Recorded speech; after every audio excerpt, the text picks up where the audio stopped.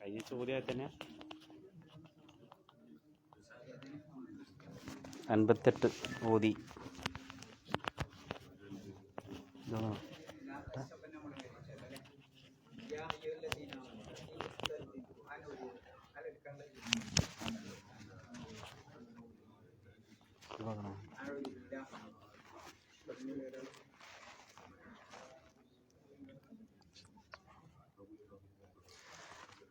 أعوذ بالله من الشيطان الرجيم. بسم الله الرحمن الرحيم. يا أيها الذين آمنوا ليستأذنكم الذين ملكت أيمانكم والذين لم يبلغوا حلم منكم 3 مرات من قبل صلاة الفجر وحين تضعون ثيابكم من الظهيرة ومن بعد الصلاة العشاء 3 عورات لكم ليس عليكم ولا عليهم جناح بعدهن طوافون عليكم بعضكم على بعض كذلك يبين الله لكم الآيات والله عليم حكيم.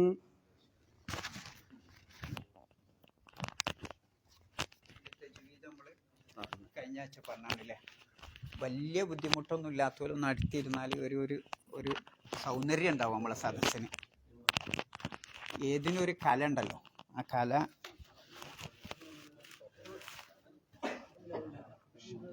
പ്രയാസമല്ലോലൊക്കെ ചാരി ഇരുന്നോളി. അതല്ല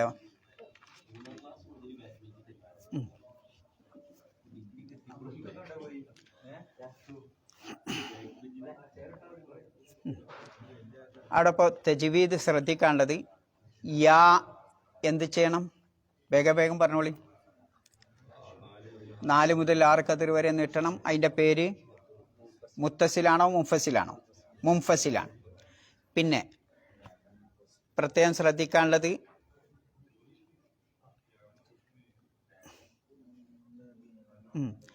വമിംബാഴ്തി അവിടെ എന്താ ചെയ്യേണ്ടത്? അവിടെ ഇഖ്ലാബ് ചെയ്യണം. ആ നമ്മൾ കഴിഞ്ഞ ആഴ്ച പറഞ്ഞിട്ടുണ്ട് കേട്ടോ. പിന്നെ ഔറാത്തില്ലക്കും ആ കസ്ർ തൻവീൻ എന്താ ചെയ്യേണ്ടത്? എന്താ വേണ്ടിയത്? 3 ഔറാത്തില്ലക്കും അവിടെ മണിക്കാൻ പാടില്ല. ബിലാ ഹുന്ന ഇദ്ഗാമുണ്ട്, പക്ഷെ എന്തില്ല? ഉന്നത്തില്ല. അപ്പം എങ്ങനെ ഓതണം? 3 ഔറാത്തില്ലക്കും ഒരു തീ പറഞ്ഞാൽ മതി, ഒരു കസ്ർ പറയാം, എന്നിട്ട് ലാമിലേക്ക് ചേരാം.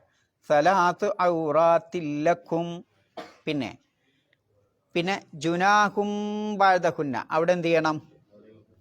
അവിടെയും ഇഖ്ലാബ് ചെയ്യണം, മണിക്കും വേണം. പിന്നെ തവാഫൂന അലൈക്കും അവിടെ എന്താ ചെയ്യണ്ടേ? ആ മീമിന് എന്താ ചെയ്യണ്ടേ? അലൈക്കും കഴിഞ്ഞിട്ടുള്ള മീമിന് എന്താ ചെയ്യേണ്ടത്? എന്താ ചെയ്യണ്ടേ?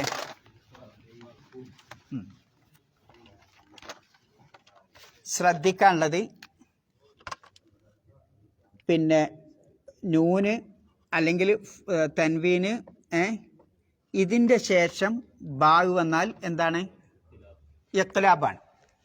എന്നാൽ സാക്കിനായ മീമിൻ്റെ ശേഷം ബാഗ് വന്നാലോ ഇഖ്ഫാ ആണ് ചെയ്യേണ്ടത്.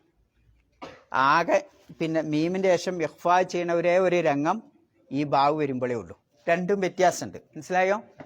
സാക്കിനായ നൂന് അല്ലെങ്കിൽ തൻവീനുകൾ അതിൻ്റെ ശേഷം ബാ വന്നാൽ എന്ത് ചെയ്യണം? ഇഖ്ലാബ് എന്ന് പറഞ്ഞാൽ ആ നൂനിൻ്റെ ശബ്ദത്തെ, തൻവീനിൻ്റെ ശബ്ദത്തെ മീമാക്കി മാറ്റിമറിച്ച് മണിച്ച് ഓതണം എന്നർത്ഥം. ഇവിടെ സാക്കിനായ മീമിൻ്റെ ശേഷം ബാ വന്നാലോ? രണ്ടും രണ്ടാ. അത് ഇഖ്ഫ ആണ് ചെയ്യേണ്ടത്. നമ്മൾ സാധാരണ ചെയ്യും പോലെ ഇഖ്ഫ ആണ് ചെയ്യേണ്ടത്. അപ്പം എങ്ങനെ ഓതണം?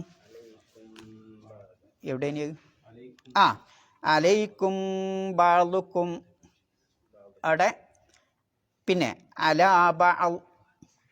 പിന്നെ വേറെ അവിടെ ശ്രദ്ധിക്കാനുള്ളത് അലീമുൻ.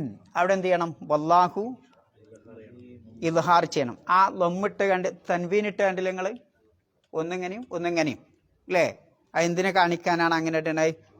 ഇദ്ഹാർ ചെയ്യാനാണ്. ഹക്കീം എന്നത്ര, ഹക്കീമിൻ്റെ അവിടെ ലമ്മിട്ട് കണ്ടോ? രണ്ടും ഒപ്പര, വ്യത്യാസമുണ്ട്. എത്ര നീട്ടണം? സ്റ്റോപ്പ് ചെയ്യുകയാണെങ്കിൽ എത്ര നീട്ടണം? 4 മുതൽ 6 കതിർ വരെ നീട്ടണം. എന്തെങ്കിലും തജ്വീദ് ഡൗട്ട് പ്രധാനപ്പെട്ട് എടുത്തു പോയി എന്നുള്ളൂ. എന്തുണ്ടോ? ഇല്ല. എന്നാ അർത്ഥം പറഞ്ഞോളി.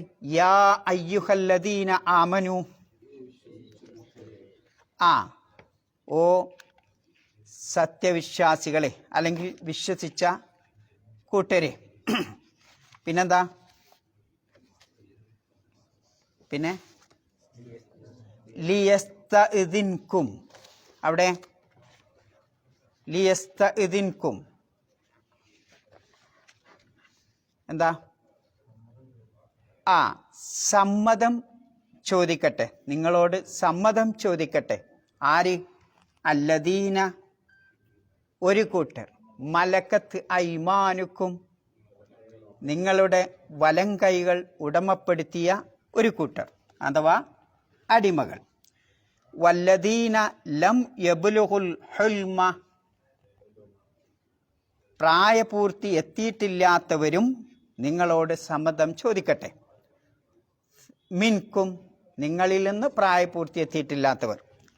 സലാസ മർറാത്തിൻ 3 തവണ, 3 പ്രാവശ്യം. ഏതൊക്കെയാണ് ആ 3 തവണകൾ? മിൻ ഖബ്ലി സ്വലാത്തിൽ ഫജ്ർ, പ്രഭാത നമസ്കാരത്തിൻ്റെ മുമ്പ്. വഹീന തളഊന സിയാബക്കും മിനൽ ലഹീറ, ഉച്ച സമയത്ത് നിങ്ങളുടെ വസ്ത്രം അയച്ചു വെക്കുന്ന സമയത്തും. വമിൻ ബഅദി സ്വലാത്തിൽ ഇശാ നമസ്കാരത്തിന് ശേഷവും. ഇതാണ് 3. സലാസു ഔറാത്തില്ലക്കും, നിങ്ങൾക്കുള്ള 3 സ്വകാര്യ സന്ദർഭങ്ങളാണ് ഇവ. പിന്നെന്താണ്? ലൈസ അലൈക്കും വല അലൈഹിം ജുനാഹുൻ ബഅദഹുൻ. അതിനുശേഷം, ഏതിനു ശേഷം? ഇവക്ക് പുറമെ എന്നർത്ഥം. ഈ 3 സമയങ്ങൾക്ക് പുറമെ നിങ്ങൾക്ക് കുറ്റമില്ല. എന്ത് കുറ്റമില്ല എന്നാ പറയണേ? പ്രവേശിക്കുന്നതിന് കുറ്റമില്ല. തവ്വാഫൂന അലൈക്കും ബഅ്ദുക്കും അലാ ബഅ്ദ്, അവർ നിങ്ങളുടെ മേൽ പരസ്പരം ചുറ്റി നടക്കുന്നവരാണല്ലോ, അല്ലെങ്കിൽ ചുറ്റിപ്പറ്റി കഴിയുന്നവരാണല്ലോ. കദാലിക്, അவ்விதം, അപ്രകാരം. യുബയ്യിനുല്ലാഹു ലക്കുമുൽ ആയാത്ത്, അള്ളാഹു നിങ്ങൾക്ക് ദൃഷ്ടാന്തങ്ങൾ വിശദീകരിച്ചു തരുന്നു. വല്ലാഹു അലീമുൻ ഹക്കീം, അള്ളാഹു എല്ലാം അറിയുന്നവനാണ്, അള്ളാഹു യുക്തിമാനുമാണ്. എന്തൊക്കെ പൈല് പദം കിട്ടാത്തില്ല? ഏതെങ്കിലും പദം ഉണ്ടോ പൈല് കിട്ടാത്ത നിങ്ങൾക്ക്? ഇസ്തഇദന എന്ന് പറഞ്ഞാൽ എന്താ? സമ്മതം തേടുക, ചോദിക്കുക. അതിനെയാണ് ലിയസ്തഇദിൻകും. ആദ്യം തുടങ്ങുന്നത് എന്താ? യാ. എന്തിനാ യാ പറയണത്? യാ എന്തിനാ പറയണത്? നിദാ, വിളിക്കാനാണ്. പിന്നെന്തിനാ അയ്യുഹ പറഞ്ഞത്? എന്തിനാ അയ്യുഹ പറഞ്ഞത്? നമ്മളൊരിക്കൽ പറഞ്ഞാണ്. എന്താ അതിൻ്റെ ഉദ്ദേശം ഉണ്ടാവും? യാ മുഹമ്മദ് എന്ന് പറഞ്ഞാൽ പോരെ? ഓ മുഹമ്മദേ. പിന്നെ അയ്യുഹ എന്തിനാ പറഞ്ഞത്? ഒന്നുകൂടി തമ്പീഹാണ്. ഒന്ന് നിങ്ങൾ കാതു കൊടുക്കണം കേട്ടോ, അല്ലേ? പ്രത്യേകം കെയർ ചെയ്യണം. ഇപ്പം എന്ത് മുഴങ്ങും? അലാറം മുഴങ്ങും. അവിടെയാണ് പറയണത്, അല്ലേ? അലാറം മുഴങ്ങും, ജാഗ്രത ആയിരിക്കണം. അപ്പൊ യാ അയ്യുഹ, ഓ, അല്ലേ? വളരെ സൂക്ഷ്മമായി ജാഗ്രതയോട് കൂടി നിങ്ങൾ കാതും കൊടുത്ത് നിൽക്കണം, ഒന്ന് കാതിങ്ങോട്ട് വെക്കണം എന്ന് പറയാനാണ് അയ്യുഹ. അതിന് അറബി പറയാ തംബീഹ് എന്ന. യാ പറഞ്ഞാൽ മതി, പക്ഷെ അയ്യുഹ അതിൻ്റെ കൂടെ കൂടിയാൽ ഒന്നുകൂടിയും ശക്തിയോടുകൂടി നിങ്ങൾ ശ്രദ്ധിക്കണം. ഇനി ആരെ വിളിക്കണത്? അല്ലദീന, ഒരു കൂട്ടരെ. ആ കൂട്ടരുടെ സ്വഭാവം എന്താ? ആമനു, അവർ വിശ്വസിച്ചു. എന്താ അപ്പം അള്ളാഹു സുബ്ഹാനഹു വ തആല യാ അയ്യുഹൽ മുഅ്മിനൂൻ എന്ന് പറഞ്ഞാൽ പോരെ? പക്ഷെ അള്ളാഹ് അങ്ങനെ പറഞ്ഞില്ല. അള്ളാഹ് പറഞ്ഞത് എന്താ? യാ അയ്യുഹൽ മുഅ്മിനൂൻ എന്ന് ഖുർആനിലില്ലേ? ഉണ്ട്. ആ പ്രയോഗം പറഞ്ഞാൽ പോരെ? ഇത്ര ലളിതാണ്. ഇത് കുറെ വരിഞ്ഞെട്ടി, പിന്നെ അയിമലും വരിഞ്ഞെട്ടി. എന്തിനാ അങ്ങനെ കിട്ടണേ? എന്താണ് അതിന്റെ സൂത്രം? യാ അയ്യുഹല്ലദീന ആമനു. നോക്കിയോളിട്ടോ, മുഅ്മിനൂൻ എന്ന് പറഞ്ഞാലും മലയാള ഭാഷയിൽ വിവർത്തനം ചെയ്യുമ്പോൾ വിശ്വാസികളെ തന്നെയാണ്. അല്ലദീന ആമനു എന്ന് പറഞ്ഞാലും എന്താണ്? വിശ്വാസികളെ എന്ന് തന്നെയാണ് നമ്മൾ എന്ത് ചെയ്യണത്? വിവർത്തനം ചെയ്യണത്. പക്ഷേ അവിടെ ഒരു സൂത്രമുണ്ട്. യാ അയ്യുഹല്ലദീന, ഓ കൂട്ടരെ. ആ കൂട്ടരുടെ സ്വഭാവം എന്താ? അവര് വരിഞ്ഞു കെട്ടിയിട്ടുണ്ട്. വിശ്വാസം എന്ന കരാറ് കൊണ്ട് ചുറ്റിയ കൂട്ടരാണ് നിങ്ങൾ, അല്ലേ? വിശ്വാസം എന്ന കരാറ് ചെയ്ത കൂട്ടരെ. അപ്പൊ വിശ്വാസം എന്ന കരാറ് ചെയ്തവർ വളരെ ശ്രദ്ധിക്കണം. എന്ത്? പറയാൻ പോകുന്ന കാര്യം നിങ്ങൾ പാലിച്ചിട്ടില്ലെങ്കിൽ അപകടത്തിൽ പെടും, അല്ലേ? അത് നിങ്ങൾ പിന്നെ അനുധാവനം ചെയ്താൽ നിങ്ങൾക്ക് രക്ഷ, അനുധാവനം ചെയ്തിട്ടില്ലെങ്കിൽ നിങ്ങൾക്ക് അപകടമാണ് എന്ന് അല്ലദീന ആമനു എന്ന ആ പദം കൂട്ടിഘടിപ്പിച്ചോടത്ത് തന്നെ അള്ളാഹു സുബ്ഹാനഹു വ തആല അതിൻ്റെ ആ യുക്തി അതിലുണ്ട്. അതുകൊണ്ടാണ് യാ അയ്യുഹൽ മുഅ്മിനൂൻ എന്ന് പറയാതെ യാ അയ്യുഹല്ലദീന ആമനു എന്ന് പറഞ്ഞിരുന്ന. ആലോചിച്ച് നോക്കി നിങ്ങൾ ഭാഷയുടെ. സാധാരണ ഇത്തരം ഭാഷ പ്രയോഗിക്കുക എവിടെയെന്നറിയാം നിങ്ങൾ? എവിടെ? കോടതിയിലൊക്കെ മഹ്ലർ എഴുതുമ്പോഴാണ് എഴുതുക. അല്ലെങ്കിൽ സാധാരണ പത്രത്തിലൊക്കെ നിങ്ങൾ എഴുതുകയാണെങ്കിൽ എന്താ? യാ അയ്യുഹൽ റിജാൽ യാ അയ്യുഹൽ മുഅ്മിനൂൻ എന്നേ പറയൂ. പക്ഷെ കോടതി ഭാഷ എന്തായിരിക്കും? ഈ രൂപത്തിലായിരിക്കും. എന്ന് പറഞ്ഞാൽ ഒന്നും അങ്ങനെ കെട്ടി മുറുക്കിയിട്ട് അടുത്തേമക്ക് പോളൂ, അത് കെട്ടി മുറുക്കിയിട്ട് അടുത്തേമക്ക് പോളൂ. അപ്പൊ ഭാഷാ പ്രയോഗം വളരെ ശ്രദ്ധിക്കണം. യാ അയ്യുഹല്ലദീന ആമനു. അപ്പൊ നമ്മൾ അതിന് ചിന്തിക്കേണ്ടത് എന്താ? എനിക്ക് വിശ്വാസമുണ്ടോ? അള്ള പറഞ്ഞ ആ വിശ്വാസത്തിൽ ഇന്നെ വരിഞ്ഞു കെട്ടിയിട്ടുണ്ടോ എൻ്റെ മനസ്സ്? എങ്കിൽ ഞാൻ ഈ പറഞ്ഞത് കേൾക്കാൻ പിന്നെ അർഹനാണ് എന്നാണ് അതിൻ്റെ അർത്ഥം. യാ അയ്യുഹല്ലദീന ആമനു. അതിൻ്റെ ഭാഷ കുട്ടൻസ് മനസ്സിലായില്ലേ? എന്നിട്ട് അള്ള പറയാം ലിയസ്തഇദിൻകും. എന്താ ലീ എന്ന് പറഞ്ഞാൽ? വേണ്ടിയല്ല. നമ്മൾ സാധാരണ പഠിച്ച ലീ എന്താണ്? വേണ്ടിയാണ്. ഈ ലീ എന്തല്ല?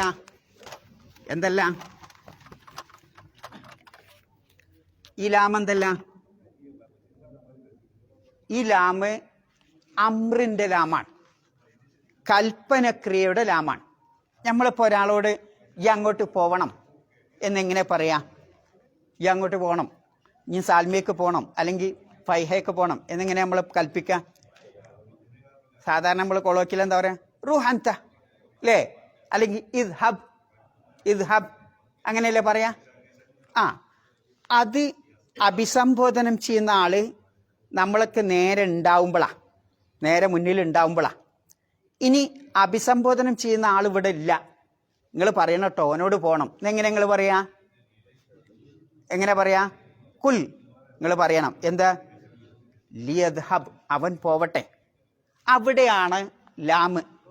അപ്പോൾ അതിന് പറയാ ഗായിബിനെ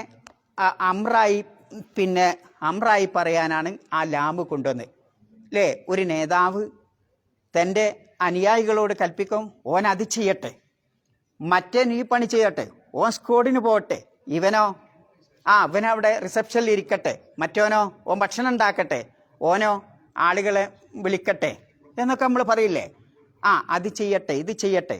ആ രൂപത്തിൽ പറയുന്നിടത്താണ് എന്തുപയോഗിക്കുക? ലാമു ഉപയോഗിക്കുക. അപ്പം ലിയസ്തഇദിൻ, സമ്മതം ചോദിക്കട്ടെ, ഖും, നിങ്ങളോട് സമ്മതം ചോദിക്കട്ടെ. അപ്പൊ യാ അയ്യുഹല്ലദീന ആമനു, ഓ സത്യവിശ്വാസികളെ, ലിയസ്തഇദിൻകും, നിങ്ങളോട് സമ്മതം ചോദിക്കട്ടെ എന്ന് പറഞ്ഞാൽ ചോദിക്കണം. പിന്നെ അല്ലദീന മലക്കത്തയും, ആരൊക്കെ സമ്മതം ചോദിക്കണ്ടേ? ആരൊക്കെ സമ്മതം ചോദിക്കണ്ടേ?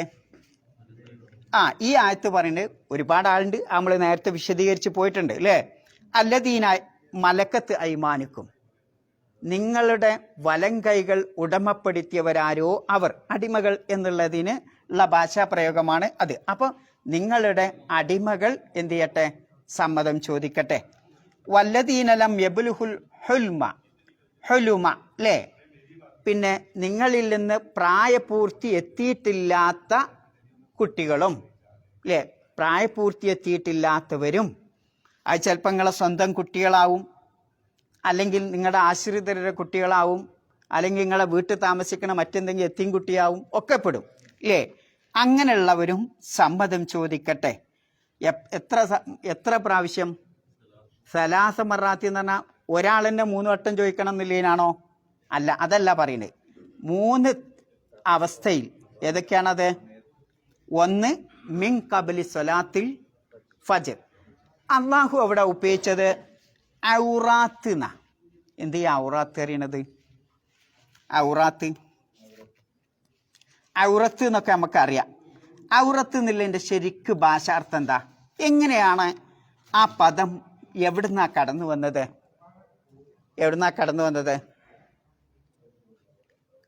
എൻ്റെ കണ്ണ് പോയി സങ്കല്പിക്കാം അല്ലേ. ആ കണ്ണിൻ്റെ ഏതാണ്ട് പോയി, അവിടെ എന്താ ഉണ്ടാവുക? എന്താ ഉണ്ടാവുക? ഒരു കുഴി ഉണ്ടാവും, ഒരു കുണ്ടുണ്ടാവും അല്ലേ. കണ്ണ് പോയ ആൾക്ക് എന്താ പറയാ അറബിയിൽ? അഴ്വർ അല്ലേ. കണ്ണ് പോയ ആൾക്ക് എന്താ പറയാ? അഴ്വർ, കണ്ണില്ലാത്തവൻ അല്ലേ. അതൊക്കെയാണ് കവിതയിലൊക്കെ ഉപയോഗിച്ചാണ്. കവിത ഒന്നും പാടിയപ്പോൾ നിങ്ങൾക്ക് ഓടൂല, അതുകൊണ്ട് അത് വേണ്ട. അഴ്വർ എന്നാണ് കണ്ണില്ലാത്തവന് പറയാം. അപ്പോൾ അവിടെ ഒരു കുണ്ടുണ്ടാവും. അതിനു മുമ്പ് ഈ ലൈറ്റും ഇതൊന്നും ഇല്ലാത്ത പഴയ ഇങ്ങനെയൊന്നും റോഡില്ലാത്തൊരു കാലഘട്ടം ഉണ്ടായി അല്ലേ. നമ്മുടെ നാട്ടിൽ ചിലവർക്കൊക്കെ അറിയും.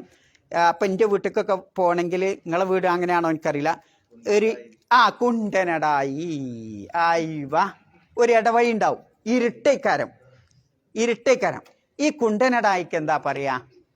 ഔറത്ത് അല്ലേ.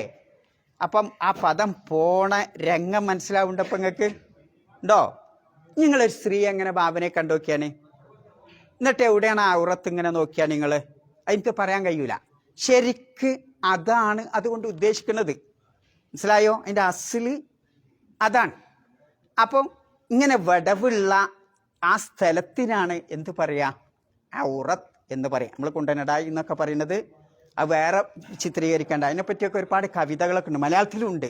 ഇവനൊക്കറിയാൻ മതിയാവും, നമ്മളെ നൗഫലൊക്കെ പാടിത്തരും. അവിടെ ആ ടൈം അല്ലാത്തതുകൊണ്ട് ഞാനത് പാടില്ല. അപ്പം എന്തെങ്കിലുമൊക്കെ ഒരു ന്യൂനത അല്ലെങ്കിൽ ഹലൽ എന്ന് പറയും അറബിയിൽ. നക്സ്, വിടവ്, ഇങ്ങനെ ഒക്കെ ഉള്ള അവസ്ഥക്കാണ് വിടവുള്ളത്, ഓട്ടുള്ളത്. പിന്നെ സൂർ എന്ന് പറയും. പിന്നെ എന്താണ് ആധുനിക നാസൻ്റെ ആളുകൾ നമ്മളെ ഭൂമിയൊക്കെ പാടെ കൊണ്ടുപോയിട്ട് ഈ ഭൂമിനെ സൂര്യനിലൊരു സുഹൂറുണ്ടെന്നാ. ബഹിരാകാശത്ത് എന്തുണ്ട്? സുഹൂറുണ്ട്. എന്താ ഈ സുഹൂറിൻ സൗദ, ബ്ലാക്ക് ഹോൾ എന്നാ തോന്നുന്നുണ്ട് അല്ലേ. ബ്ലാക്ക് ഹോളിന് ആധുനിക അറബി പറയാ സുഹൂർ സൗദ എന്നാ ആധുനിക അറബിയിൽ. അതെന്താ? ഇങ്ങനെ ഒരു പൊത്ത എണ്ണകൾ ഒരു ഓട്ട അല്ലേ. പണ്ട് കാലത്ത് അറബിയിൽ അതിനെന്തേ പറഞ്ഞിരുന്നത്? ഹൗറത്ത് അണ്ടങ്ങൾ. അപ്പം എന്താണ്? ഇങ്ങനെ ഒരു ഓട്ടമുള്ള അവസ്ഥക്കാണ് എന്ത് പറയാ? ഔറത്ത്. ഇപ്പം നിങ്ങൾക്ക് ഏകദേശമൊക്കെ ഒരു ഉൾത്തിരിഞ്ഞ് എന്തൊക്കെ കിട്ടിയില്ലേ? അതന്നെയാണ് ഔറത്ത്. അപ്പം സലാഹസു ഔറാത്തില്ലക്കും. പിന്നെ എന്താണ്? സലാസ ഔറാത്തിൻ എന്ന് പറഞ്ഞില്ലേ. പിന്നെ സലാസ മറാത്തിൻ കഴിഞ്ഞിട്ട് പിന്നെ സലാസ ഔറാത്തിൻ എന്ന് പറഞ്ഞില്ലേ. അതാണ് ഔറത്ത്. അതാണ് അതിൻ്റെ ഭാഷാപ്രയോഗം കേട്ടോ. ഇത് ഇപ്പം പറയുന്നൊക്കെ ഭാഷകളാണ് കേട്ടോ. ഇനി അള്ളാഹ് പറയാ 3 ടൈം അള്ളാഹുത്താല ഈ ചെറിയ കുട്ടികൾ കടന്നു വരണമെങ്കിലും അടിമകൾ വേലക്കാരി കടന്നു വരണമെങ്കിലും ഒക്കെ സമ്മതം ചോദിക്കണം. ആ 3 ടൈം ഒന്ന് ശ്രദ്ധിച്ചു നോക്കിയാ നിങ്ങള്. ഏതാ ഒന്ന്? മിൻ ഖബ്ലി സ്വലാത്തിൽ ഫജ്ർ ഇല്ലേ? ഫജ്ർ നമസ്കാരത്തിന്റെ മുമ്പ്. അവിടെ മിൻ ആണെങ്കില് മിൻ. എന്തിനാ മിൻ? മിൻ എന്ന് പറഞ്ഞാൽ ഫജ്ർ സ്വലാത്തിന്റെ മുമ്പ് ഉറപ്പായിട്ടും മിൻ എന്ന് പറഞ്ഞാല് ആ ഭാഷയെ ഒന്നുകൂടി ശക്തിപ്പെടുത്താനാണ് ആ മീൻ കൊണ്ടുവന്നതെന്നാ. അപ്പൊ ഞങ്ങളോട് പണ്ട് പറഞ്ഞിട്ടുണ്ട്, നിങ്ങളടുത്ത് പൈസ ഉണ്ടോ? ഹല്ലിന്ദക്കും ഫുലൂസ് എന്ന് പറഞ്ഞാൽ എന്താ? ഹല്ലിന്ദക്കും ഫുലൂസ് പൈസ ഉണ്ടോ ചോദിച്ചാൽ ഞങ്ങൾ എന്താ പറയാ? മാഫി ഫുലൂസ്. എന്നാല് കോയസ്താദ് പറയും മാഫി ഇന്തി ഫുലൂസ്, മാഫി ഇന്തി മിൻ ഫുലൂസ്. എന്താ വ്യത്യാസം? ആ പൈസ ദീനാർ എന്ന സാധനം ഞാൻ കണ്ടില്ല തരുന്ന്, അതാണ് മിൻ. അപ്പൊ നോക്കി നിങ്ങള്, ഫുലൂസ് ഇല്ല എന്നല്ല, ആ ഫുലൂസ് എന്ന് പറഞ്ഞ സാധനം തന്നെ അത്രയും ശക്തി കൊടുക്കാനാണ് എന്തുകൊണ്ടുവരുന്നത്? മിൻ. അതുകൊണ്ടാണ് മിൻ ഖബ്ലി സ്വലാത്തിൽ ഫജ്ർ. ഫജ്ർ നമസ്കാരത്തിന്റെ മുമ്പുള്ള ടൈം അത്ര ശക്തമാണ്. അവിടെ നിങ്ങൾ സമ്മതം ചോദിക്കാതെ വരരുത്. അതിന് പല സൂത്രമുണ്ട്, ഒരുപാട് സൂത്രമുണ്ട്. ഇനി ഒന്നിച്ച് നമുക്ക് പറയാം. പിന്നെ വഹീന തളഉന സിയാബക്കും, രണ്ടാമത്തെ ടൈം ഏതാ? രണ്ടാമത്തെ ടൈം പിന്നെ ഇവര് കൈലൂലത്ത് പറഞ്ഞിട്ടൊരു ഉറക്കല്ലേ? ദുഹറൊക്കെ സ്കരിച്ചിട്ട് ചിലപ്പോൾ ഒന്ന് ഉറങ്ങും അല്ലേ? ആ ഉറക്കിന്. അപ്പോൾ വഹീന തളഉന സിയാബക്കും മിനൽ ലഹീറ, ഉച്ച ദുഹറിന്റെ മുമ്പും ഉണ്ട് ഇവർക്ക്. എന്തുണ്ടാ? ഉച്ചന്റെ ശേഷം നിസ്കരിച്ച് കഴിഞ്ഞിട്ടും ഇവർ ഉറങ്ങും കുറച്ച്. അങ്ങനെ ഭക്ഷണമൊക്കെ കഴിച്ചിട്ടൊരു ഏത് അതിനൊക്കെ പറയാ കൈലൂലത്ത് തന്നെയാണ് ഇവര്. കാല എന്ന് പറഞ്ഞാൽ എന്താ അർത്ഥം? കാല അതിനാണ് ഈ കൈലൂല. അതെന്താ? അത് ഞാൻ പിന്നെ വിശദീകരിച്ചു, വിഷയം മാറിപ്പോവും. നിങ്ങളിത് മനസ്സിലാക്കുക. എന്ത് മനസ്സിലാക്കുക? ആ ഉറക്കിന്റെ ടൈം, ഉച്ചക്ക് ഉറങ്ങുന്ന ടൈം എന്ന് കുട്ടിയോളി അല്ലേ? ഉച്ചക്ക് നമ്മളൊക്കെ ഉറങ്ങൂലേ? ആ ടൈം. ശരിക്കും അതിന് പറയണത് എന്താ? വസ്ത്രം അയച്ചിട്ട് വെക്കുന്ന സമയം. അതാണ് ഹീന തളഉന സിയാബക്കും, വസ്ത്രം ഊരിയിട്ട് വെക്കുന്ന ടൈം. എപ്പം? മിനൽ ലഹീറ, ഉച്ചയിൽ നിന്ന്. ആ ഉച്ച ടൈമായിട്ട്. ലഹീറത്ത് എന്ന് പറയുന്നത് എന്താ? സൂര്യൻ അതിൻ്റെ മധ്യത്തിലെത്തുന്ന ആ ടൈമാണ് ലഹീറത്ത് എന്ന് പറയുന്നത്. എന്ന് പറഞ്ഞാൽ പകലിൻ്റെ പകുതിക്കാണ് എന്താ പറയാ ലഹീറത്ത് എന്ന് പറയുന്നത്. ലുഹുറെന്നല്ല ലഹീറത്ത്. ലുഹുറും ലഹീറത്തും വ്യത്യാസമുണ്ട്. പകല് രണ്ടായി ഉപയോഗിച്ചാൽ അതിൻ്റെ കണ്ണിങ് ആ പാർട്ടാണ് ഇത് ലഹീറത്ത് എന്ന് പറയുന്നത്. ആ ടൈമിൽ നിങ്ങളെ വസ്ത്രം ഊരി വെക്കണം. പിന്നെ ഇതിലൊക്കെ ശാസ്ത്രീയമായിട്ട് ഒരുപാട് ചിന്തിക്കാൻ വേറുണ്ട് കേട്ടോ. നോക്കുക നമ്മള്. വമിൻ ബാദി സലാത്തിൽ ഇഷ, അവിടെ എന്താ? ഇഷ നമസ്കാരത്തിന് ശേഷവും. ഈ 3 ടൈം നിങ്ങളൊന്ന് എടുത്തു നോക്കി. എന്താ ആ 3 ടൈമിനെ പഠിച്ചോ പ്രത്യേകം എടുത്തു പറഞ്ഞേ? എന്തൊക്കെയിലുണ്ടാവുക? സമ്മതം ചോദിക്കാനുള്ള ആ ഹുക്കുമുകൾ, നിയമങ്ങൾ വിവരിക്കുന്ന കൂട്ടത്തിൽ ഈ 3 സമയത്തെ അള്ളാഹു എന്തുകൊണ്ട് പ്രത്യേകമാക്കി എടുത്തു പറഞ്ഞു? എന്തായിരിക്കും കാരണം? എന്താ? നിങ്ങൾക്ക് ആർക്കെങ്കിലും അറിയെന്ന് പറയും. ഡ്രസ്സിന്റെ കാര്യത്തിൽ തീരെ ശ്രദ്ധ. എന്തുകൊണ്ട് ശ്രദ്ധ ഉണ്ടാവില്ല? നമ്മൾ ഉറക്കാണ് അല്ലേ? ഉറക്കത്തിൽ എന്താ നമുക്ക് വരുന്നേ? ഉറങ്ങുമ്പോ നമുക്ക് എന്താ വരുന്നേ? നിങ്ങൾ നല്ല ഉറക്കം അതിരാവിലെ ഇങ്ങോട്ട് എണീക്കുമ്പം, ആ മോർണിംഗിൽ ഇങ്ങോട്ട് എണീക്കുമ്പം പിന്നെ നിങ്ങളുടെ അവസ്ഥ എന്തായിരിക്കും? ആ എണീക്കണ അവസ്ഥ ഒന്ന് ആലോചിച്ച് നോക്കി നിങ്ങൾ. എന്തൊക്കെയാ മനുഷ്യന്റെ ശരീരത്തിൽ വരുന്ന ഭാവമാറ്റം? എന്താ മാറ്റം? എന്തായിരിക്കും? നിങ്ങൾ സ്വന്തം നിങ്ങളതൊന്ന് ആലോചിച്ച് നോക്കി. എന്താ ഉണ്ടാവുക? ഇതൊക്കെ ഉണ്ടാവുക? ആരെങ്കിലും ഒന്ന് പറഞ്ഞേരി. ഔറത്തൊക്കെ വെളിവാവും. രാത്രി മനുഷ്യൻ ഉറങ്ങുന്നതോടുകൂടി മനുഷ്യന്റെ ശരീരത്തിൽ ഒരുപാട് ഹോർമോണുകൾ ഉൽപ്പാദിപ്പിക്കുന്നുണ്ട്.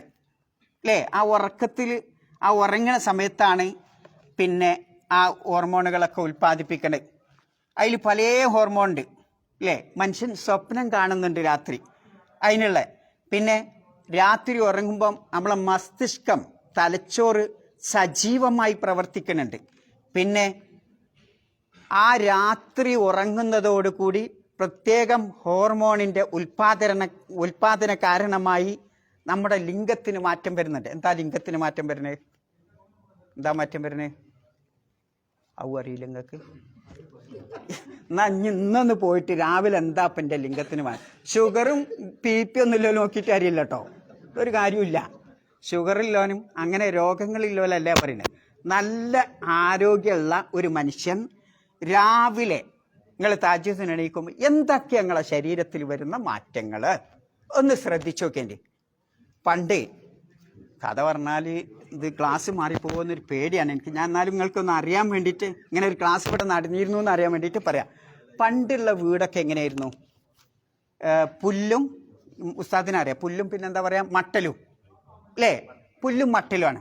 മഴയൊക്കെ വരുമ്പം നല്ല തണുപ്പ് കാലത്ത് അതിലൂടെ ചേരൊക്കെ ഇങ്ങനെ കയറിയിട്ട് ചാടും ചിലപ്പോൾ. അങ്ങനെ കണ്ടിട്ട് നിങ്ങൾ അങ്ങനെ ഏതെങ്കിലും വീട്ടിൽ നിങ്ങൾ താമസിച്ചണോ? ഇയാൾ താമസിച്ചു, ഞാനൊക്കെ താമസിച്ചു അല്ലേ? അപ്പം ചിലപ്പോൾ ചേര ചാടും.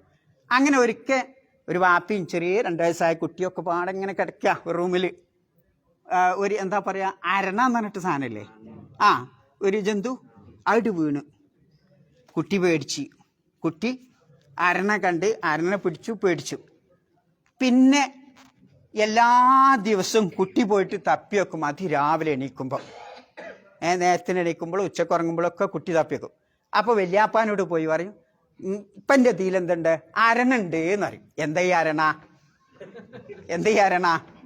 എന്താ അരണ? മനസ്സിലായ നിങ്ങൾക്ക്? ആ ടൈമിൽ ഇത് അരണ പോലെ നിൽക്കുന്നർത്ഥം. മനസ്സിലായില്ലേ? അപ്പം നോക്കി നിങ്ങൾ, ഇത് ഞാൻ നിങ്ങൾക്ക് ഒരു തമാശയാണെങ്കിലും അതിൽ ചിന്തിക്കാൻ ഒരുപാട് വകുപ്പുണ്ട്. നമ്മുടെ ശരീരത്തിൽ മാറ്റം വരുന്ന ഒരവസ്ഥയാണ് നമ്മൾ ഉറങ്ങിയെണീക്കുക എന്ന് പറയുന്നത്. അത് ചെറിയ കുട്ടി പോലും കണ്ടാൽ എന്തുണ്ടാവും?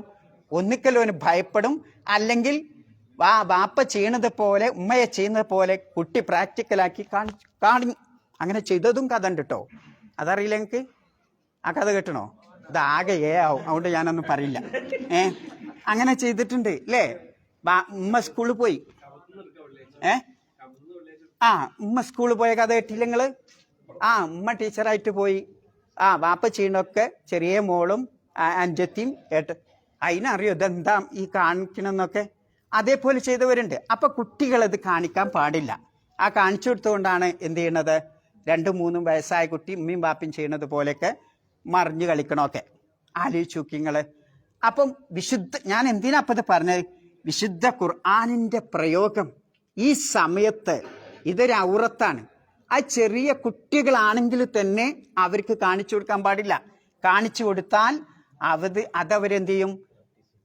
നമ്മളിപ്പോൾ വിചാരിക്കുന്ന ഉദ്ദേശത്തോടു കൂടിയല്ല, മറ്റൊരു ഉദ്ദേശത്തോടെ, കളിയോടെ അത് പ്രാക്ടിക്കലാക്കി കാണിക്കും.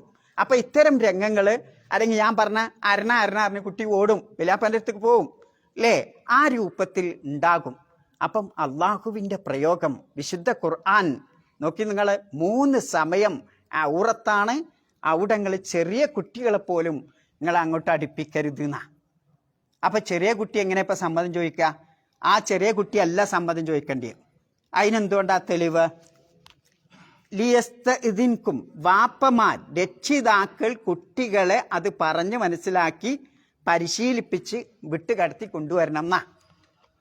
അതാണ് അതിനോട് ഉദ്ദേശം. അല്ല കുട്ടികൾ ഇങ്ങനെ വാതിലിന് വന്ന് വിട്ടും അല്ലേ? അപ്പൊ ആ കുട്ടികളെ അത് പരിശീലിപ്പിക്കണം എന്നുള്ളതാ. പിന്നെ ആലോചിച്ച് നോക്കൂ നിങ്ങള്, ഒരുപാട് ഹോർമോൺ ഞാൻ പറഞ്ഞില്ലേ, അതിൽ പെട്ടതാണ് ഇത് ടെസ്റ്റോസ്റ്റിറോൺ എന്നോ ഇങ്ങനെ എന്തോ ഒരു ഇതുണ്ട്. അതുണ്ടായാൽ എന്താ ഉണ്ടാവുക? അതുണ്ടായാൽ അത് രാത്രിയാണ് ഉൽപ്പാദിപ്പിക്കണേ. അങ്ങനെ ആ രാത്രി ഉൽപ്പാദിപ്പിച്ചാൽ എന്തുണ്ടാവും? ശരിക്കും രക്തം ഇങ്ങനെ ഓടും. രക്തം എത്തുമ്പോഴാണ് ഏതേനുള്ളതിന് എല്ലാ അവയവങ്ങളും എണീച്ചിക്ക അല്ലേ? എല്ലാ അവയവങ്ങളും അതിൻ്റെ സ്റ്റേണായിട്ട് നിൽക്കപ്പോഴാണ് രക്തം അവിടെ എത്തണം. ആലോചിച്ച് നോക്കി നിങ്ങൾ റബ്ബിൻ്റെ പ്രയോഗം. അത് ഈ സമയത്ത്, ഈ 3 സമയത്തും അല്ലേ, രാവിലെയും സുബഹി നമസ്കാരത്തിന് മുമ്പും പിന്നെ ഉറക്കം പിന്നെ ഉച്ചക്കുറങ്ങുമ്പോഴും അതേപോലെ തന്നെ വൈകുന്നേരം ഇശാ നമസ്കാരത്തിന് ശേഷം ഉറങ്ങുമ്പോഴും ആലോചിച്ച് നോക്കൂ നിങ്ങൾ. വളരെയധികം ചിന്തിക്കേണ്ട വിഷയങ്ങളാണ് അതൊക്കെ. അപ്പം നമ്മൾ എന്തുകൊണ്ടാണ് അങ്ങനെ ഉണ്ടാണ്? മറ്റ് നാഡീവ്യൂഹങ്ങളൊക്കെ ശാന്തമായിട്ട് പിന്നെന്ത് ചെയ്യും? രക്തപ്രവാഹം ഉണ്ടാകുമ്പോൾ എന്തു ചെയ്യും? മറ്റുള്ള അവയവങ്ങളൊക്കെ പ്രവർത്തിക്കും എന്നുള്ള. ഇനി മറ്റൊന്ന്, എന്തുകൊണ്ടാണ് അതിരാവിലെ തന്നെ നമ്മളെ പിന്നെ നിങ്ങളെ മൂത്രസഞ്ചിയിൽ മൂത്രം കൂടി വരുന്നില്ലേ? കൂടി എന്നാൽ എന്താ ഉണ്ടാവുക? ഇതൊന്നും ഷുഗറില്ലോല് ചിന്തിക്കണ്ട കേട്ടോ. ഷുഗറും പ്രഷറൊന്നും ഇല്ലോല് ചിന്തിക്കണ്ട. അല്ലാത്ത കഥയാണ് ഞാൻ പറയുന്നത്, രോഗമില്ലാത്തത്. അപ്പം അവിടെയൊക്കെ നിങ്ങൾ ചിന്തിച്ചു നോക്കുക. അപ്പം ഇതിൻ്റെയൊക്കെ കാരണമായിട്ട് ശരിക്കും അത് കുട്ടികളാണെങ്കിൽ പോലും കാണാൻ പറ്റാത്ത ഒരു അവസ്ഥയുണ്ടാകും എന്നതാണ് അത് നമ്മെ പഠിപ്പിക്കുക. അതുകൊണ്ടാണ് സലാസു ഔറാത്തിൻ എന്ന് അള്ളാഹു പ്രത്യേകം പഠിപ്പിച്ചത്. ഇനി നിങ്ങൾ ഒന്നുകൂടി തിരിച്ചു വരാ. യാ അയ്യുഹല്ലദീന ആമനു, ഓ സത്യവിശ്വാസികളെ, ലിയസ്തഅ്ദിൻകുമുല്ലദീന മലക്കത്ത് ഐമാനുക്കും വല്ലദീന ലം യബ്ലുഗുൽ ഉൽമ മിൻകും സലാസ മർറാത്ത്. നിങ്ങളുടെ പിഞ്ചു കുട്ടികളും അതേപോലെ നിങ്ങളുടെ അടിമകളും ഒക്കെ എന്ത് ചെയ്യണം? സമ്മതം.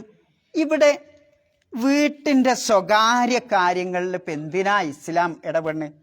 ഇത് ഒരു മനുഷ്യൻ ഉണ്ടാക്കിയ നിയമമാണ് എങ്കിൽ മനുഷ്യന്മാരെന്തൊക്കെ നിയമം ഉണ്ടാക്കും?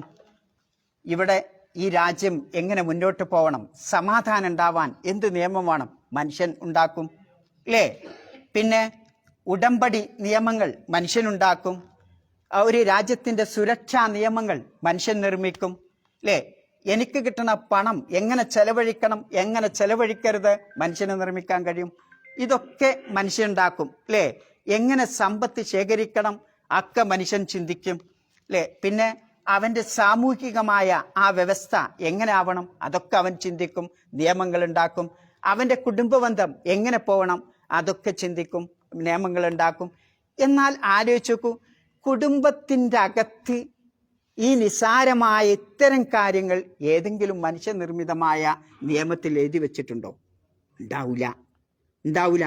അള്ള പറഞ്ഞതല്ലാതെ ഞാനും എൻ്റെ ഭാര്യയും എൻ്റെ കുട്ടികളും തമ്മിൽ എന്തൊക്കെ നിയമങ്ങൾ പാലിക്കണം, എൻ്റെ വീടിൻ്റെ അകത്തെ ആ രഹസ്യങ്ങൾ, എൻ്റെ സീക്രസിയിൽ എന്തിനാ മറ്റോ നിയമം ഉണ്ടാക്കണം? എൻ്റെ അത് ഞാനല്ലേ ഉണ്ടാക്കണ്ടേ? നോക്കി നിങ്ങൾ, അള്ളാഹു സുബ്ഹാനഹു വ തആല അടുക്കള മുതൽ നമ്മുടെ രഹസ്യ ജീവിതം മുതൽ അന്താരാഷ്ട്ര നിയമങ്ങൾ വരെ വിശുദ്ധ ഖുർആനിൽ അള്ളാഹു വിവരിച്ചിട്ടുണ്ട്. അത് ഏറ്റവും വലിയ തെളിവാണ് ഈ വിശുദ്ധ ഖുർആൻ മുഹമ്മദ് നബി ഉണ്ടാക്കിയത്. മുഹമ്മദ് നബിക്ക് ഇപ്പം ഈ അന്താരാഷ്ട്ര നിയമങ്ങളൊക്കെ അറിയോ? ഇല്ല. അത് ഖുർആനിലില്ലേ? ഇനി അങ്ങോട്ട് പോയാൽ ചെറിയ ചെറിയ ചെറിയ കാര്യങ്ങളും അത് ഖുർആനിൽ വിവരിക്കണില്ലേ? ഉണ്ട്. അപ്പം ഇത് തന്നെ തെളിവാണ്. ഇതൊന്നും മുഹമ്മദ് നബിയുടെ കൈ കൊണ്ട് രചിച്ചതല്ല, അള്ളാഹുവിൻ്റെ വഹിയാണ് എന്നുള്ളതിന് ഏറ്റവും വലിയ. അതുകൊണ്ടാണ് ഇത്ര അതിസൂക്ഷ്മമായ നിയമങ്ങളും ആ നിയമങ്ങൾ തന്നെ വൈവിധ്യങ്ങളും ഇത് അള്ളാഹുവിങ്കിൽ നിന്നുള്ളതാണ് എന്നുള്ളതിനുള്ള ഏറ്റവും വലിയ തെളിവാണ്. അപ്പം എന്താ അങ്ങനെ ഉണ്ടാക്കാൻ കാരണം? സൃഷ്ടിച്ച സൃഷ്ടാവിനെ അറിയുള്ളൂ. ഇപ്പോൾ ഒരു മൊബൈൽ ഉണ്ടാക്കിയാൽ ആ മൊബൈൽ എങ്ങനെ ആവണം, എങ്ങനെ വർക്ക് ചെയ്യിക്കണം എന്നൊക്കെ ആരാ പറഞ്ഞുതരാ? അതിൻ്റെ നിർമ്മാതാവ്. ഞാൻ അവിടെയും പോയി ഇവിടെയും പോയി മേടിയാ ശബന്റെ അടുത്തേക്ക് വീണ്ടും പോകേണ്ടി വരും. അറിയാതെ പോയാൽ. അപ്പം അതിൻ്റെ നിർമ്മാതാവ് പഠിപ്പിച്ചതനുസരിച്ച് അത് വർക്ക് ചെയ്യാൻ പാടും. ഇതേപോലെ റബ്ബിനറിയാം നമ്മുടെ നന്മ എന്താണ്, നമുക്ക് എന്തൊക്കെയാണ് ആവശ്യമുള്ളത്. ഇന്ന നിയമങ്ങൾ മനുഷ്യൻ പാലിക്കണം. അത് ചിലപ്പം വളരെ സൂക്ഷ്മമായി അതിസങ്കീർണമായ ഒരുപാട് വൈവിധ്യങ്ങളുള്ള രൂപത്തിലുള്ള നിയമങ്ങളായിരിക്കും.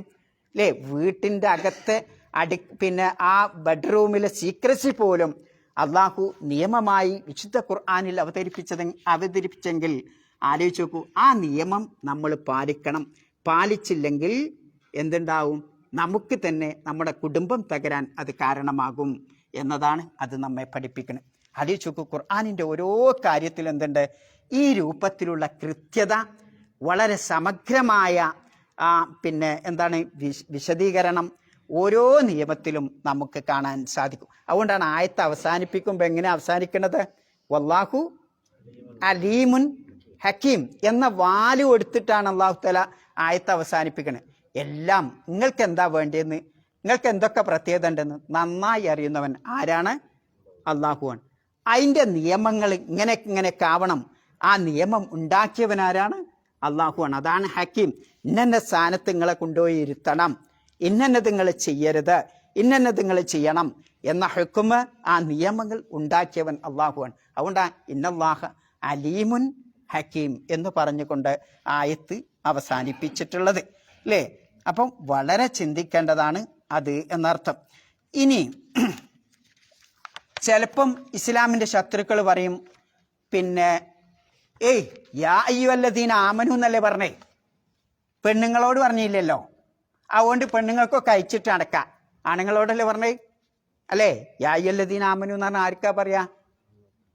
ആണുങ്ങൾക്കല്ലേ, പെണ്ണുങ്ങൾക്കില്ലല്ലോ എന്നാണ് പുതിയ കണ്ടുപിടുത്തം.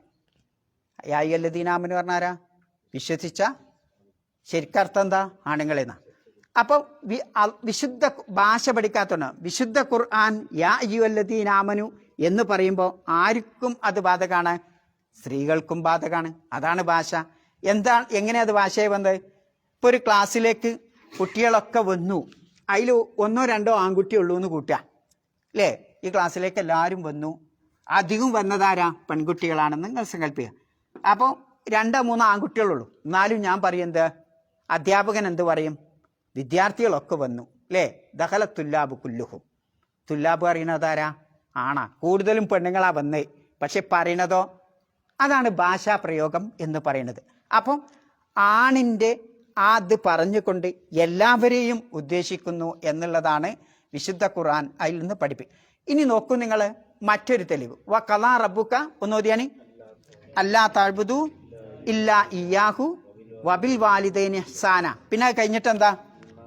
ഇമ്മാ യബ്ലുഗന്ന ഇൻദകൽ കിബറ അഹദുഹുമാ ഔ കിലാഹുമാ ഫലാ തഖുൽ ലഹുമാ ഉഫിൻ വലാ തൻഹർഹുമാ വാന്നല്ലേ വലാ തൻഹർഹുമാ വഖുൽ ലഹുമാ ഖൗലൻ കരീമ.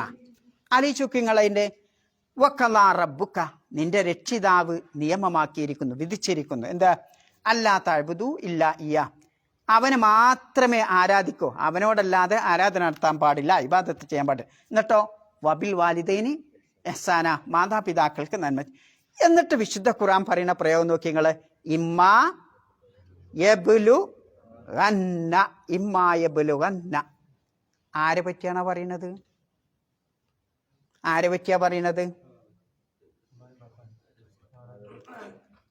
അറബി നിയമപ്രകാരം ആ നിയമം ആർക്കാണ്?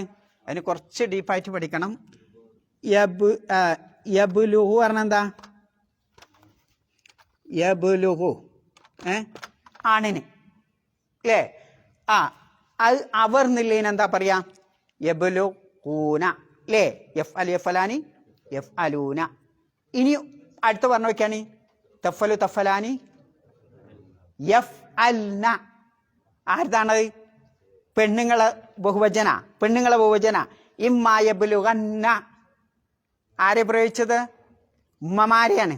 ഉമ്മമാരെ. വാപ്പനവിടെ പറഞ്ഞില്ല. വാപ്പനെ പറഞ്ഞവിടെ ഉമ്മാരെ പറഞ്ഞിട്ടുള്ളൂ. അപ്പൊ വാപ്പക്ക് സ്ഥാനമില്ല എന്നതിൻ്റെ അർത്ഥം ഇല്ല ആണോ? അല്ല. അപ്പൊ അത് വിശുദ്ധ ഖുർആനിന്റെ ഒരു പ്രയോഗമാണ്. ഉമ്മനെ പറഞ്ഞാലും ഉദ്ദേശം എന്താണ്? വാപ്പനെയാണ്. കാരണം എവിടുന്ന് മനസ്സിലാവും? അഹദുഹുമാ ഔ കിലാഹുമാ എന്നറിയണ്ടേ. പക്ഷെ അള്ളാഹ് പ്രയോഗിച്ച വാക്തം ഉമ്മാക്ക് വകവെച്ചു വിട്ടതാണ്. ആലോചിച്ച് നിങ്ങൾ ഖുർആനിന്റെ ശൈലി. പിന്നെ ഫലാ തഖുൽ ലഹുമാ ഉഫിൻ എന്നല്ലേ പറഞ്ഞിട്ടുള്ളൂ. എന്താ പറഞ്ഞ അതിന്റെ അർത്ഥം? ഛേ എന്ന് പോലും പറയരുത്. ഖുർആൻ പറഞ്ഞ ഛേ എന്ന് പറയരുത് എന്നല്ലേ? അടിക്കാലോ, നല്ല മേടുട്ടിയിട്ട് തുമ്മന്റെ തലക്കടിക്കാലോ അല്ലേ? ഛേ എന്ന് ഞാൻ പറഞ്ഞിട്ടില്ല. ഞാൻ ഒരു ചവിട്ടട് കൊടുത്തു, ഒരു അടിയട് കൊടുത്തു. അതിന് ഖുർആൻ വിരോധിച്ചണോ? ഇല്ല. മനസ്സിലാണ്ടെങ്ങൾക്ക് വിരോധിച്ചില്ല. പിന്നെ എങ്ങനെ അത് മനസ്സിലാക്കുക? അതാണ് ഛേ എന്ന് പോലും പറയാൻ പാടില്ലെങ്കിൽ മറ്റുള്ളത് അത്രയും പാടില്ല. മനസ്സിലായോ? ചേ എന്ന് പോലും പറയാൻ പാടില്ലെങ്കിൽ മറ്റ് അതിക്രമങ്ങളൊന്നും പാടില്ല. അല്ലേ? ഇതേപോലെയാണ് യാ അയ്യുഹല്ലദീന ആമനു എന്നിടത്ത് പിന്നെ ആണെങ്കിൽ അതെല്ലാവർക്കും ബാധകമാണ്. അല്ലേ? വിശുദ്ധ ഖുർആനിന്റെ ശൈലി അതാണ്. മാതാവിനെടുത്ത് പറഞ്ഞെങ്കിൽ പിതാവിനും അത് ബാധകമാണ് എന്നതാണ് അതിൻ്റെ അർത്ഥം. അപ്പം അങ്ങനെയുള്ള പ്രയോഗങ്ങൾ വിശുദ്ധ ഖുർആനിൽ പറയുന്നത് കാണാം. എന്നാൽ ചില സ്ഥലങ്ങളിൽ അല്ലാഹു തആല വകുല്ലിൽ മുഅ്മിനീന എന്താ യഗുല്ലു മിൻ അബ്സാരിം ആണുങ്ങളോട് മാത്രം പറഞ്ഞു കാണാം. വകുല്ലിൽ മുഅ്മിനാത്തി യഗുല്ലുന മിൻ അബ്സാരിഹിന്ന എന്ന് പറഞ്ഞത് കാണാം. ആണുങ്ങൾക്കും പെണ്ണുങ്ങൾക്കും പ്രത്യേകം എഴുത്ത് പറഞ്ഞു കാണാം. ഇതൊക്കെ ഖുർആനിൻ്റെ ശൈലിയാണ് എന്നതാണ് നമ്മെ. അപ്പം അത് പ്രത്യേകം ശ്രദ്ധിച്ചുകൊണ്ടായിരിക്കണം ഇത്തരം യുക്തിവാദികളുടേത് നമ്മൾ നേരിടേണ്ടത്. ആ ഖുർആനിലെ ആയാതി പ്രയോഗങ്ങളൊക്കെ ഉണ്ടാവും. അല്ലേ? എന്ന് പറയുന്നല്ലേ, അതുകൊണ്ട് ഇങ്ങനെ ആക്കാം എന്നൊന്നും അതിന് അർത്ഥമില്ല എന്നതാണ്. പിന്നെ അല്ലാഹു സുബ്ഹാനഹു വ തആല പിന്നെ 7 വയസ്സായാൽ എന്ത് ചെയ്യണം എന്ന് പറഞ്ഞേ? പിന്നെ കുട്ടികളെ 7 വയസ്സായാൽ മുറു ഔലാദക്കും ബിസ്സല വഹും അബ്നാഉ സബഅ സിനീൻ. അല്ലേ? 7 വയസ്സാകുമ്പോൾ പിന്നെ കുട്ടികളോട് നിസ്കരിക്കാൻ കൽപ്പിക്കണം. വദ്രിബൂഹും അലൈഹ വഹും അബ്നാഉ അശ്ർ.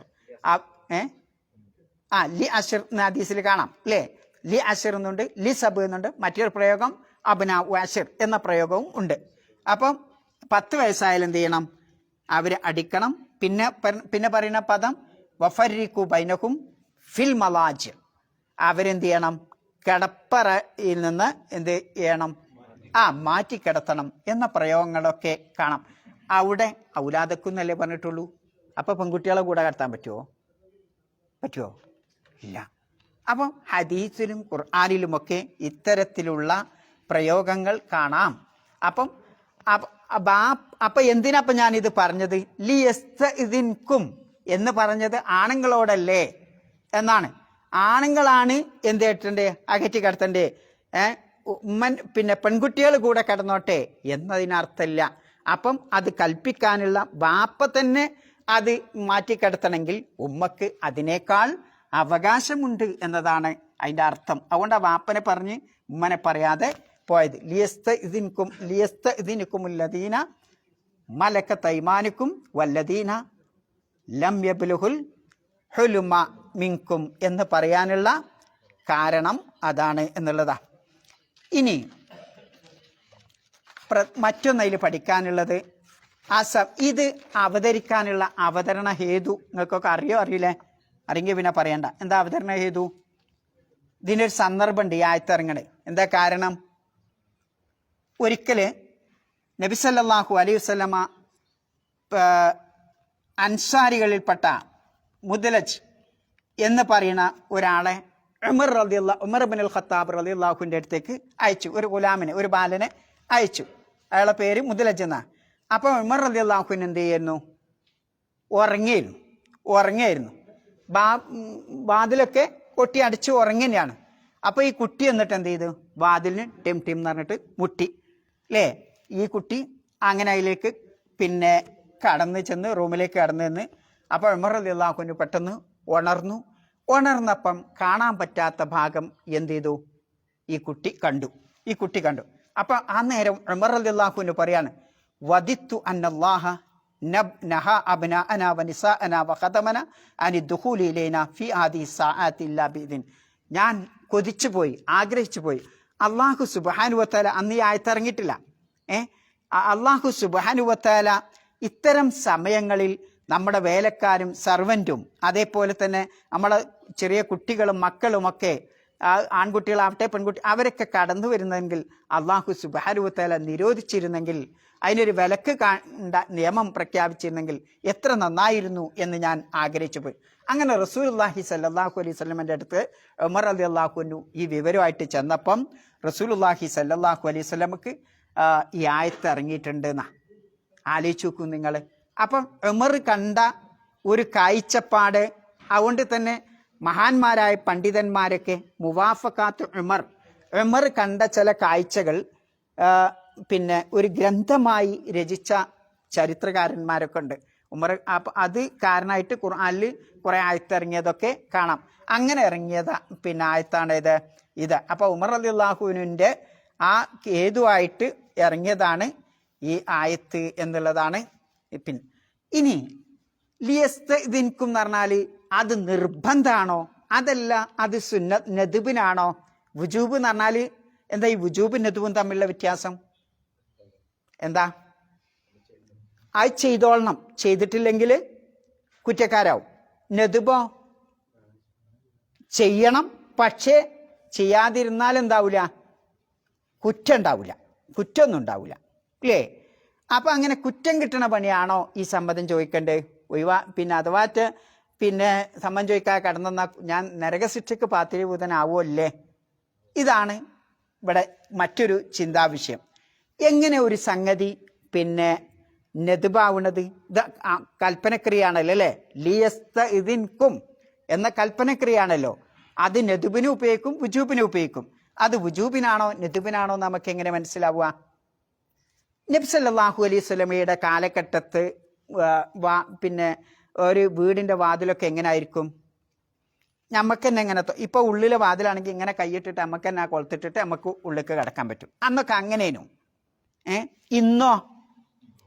ഇന്ന് ലോക്കാണ്, ആര് തുറന്നാലും കിട്ടൂല അല്ലേ? ശരിക്ക് സമ്മതം ചോദിക്കന്നെ വേണം.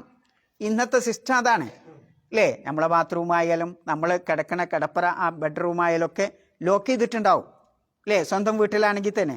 ഇന്നിപ്പോൾ ആ പ്രശ്നം വരില്ല. എന്നാൽ നബി സല്ലല്ലാഹു അലൈഹി വസല്ലമയുടെ കാലഘട്ടത്ത് എന്തല്ല, അങ്ങനെയല്ല. ഒരു കുളത്താണ്, ആ കുളത്തിൽ വലിച്ചാൽ അവിടെ ആർക്കും കടന്നു വരാൻ പറ്റും അല്ലേ? ഓല് ഉറങ്ങുന്നോടത്തുനിന്ന് എണീറ്റ് വരണമെന്നില്ല. അപ്പം അതുകൊണ്ട് തന്നെ അങ്ങനെ കുളത്ത് കഴിച്ച് പോകുമ്പോൾ ഇവരുടെ നഗ്നമായ ഭാഗങ്ങളൊക്കെ കാണാൻ സാധ്യതകളുണ്ട്. ഇന്നത്തെ കാലഘട്ടം അങ്ങനെ സമ്മതം പിന്നെ ആ മുട്ടുന്നതോടുകൂടി തന്നെ എന്തായി? ആ സമ്മതം ചോദിക്കും. അപ്പം ആ കാലഘട്ടത്ത് അത് നിർബന്ധത്തിന് തന്നെയാണ് എന്നതാണ് ആര് പറയുന്നത്? മുഫസ്സിറുകൾ, ഹദീസ് പണ്ഡിതന്മാർ അതിനെപ്പറ്റി വിശദീകരിച്ച് വരുന്നത്. പിന്നെ വല്ലദീനലം സമയമായി നമ്മളെ ആയില്ലേ? എന്താണ്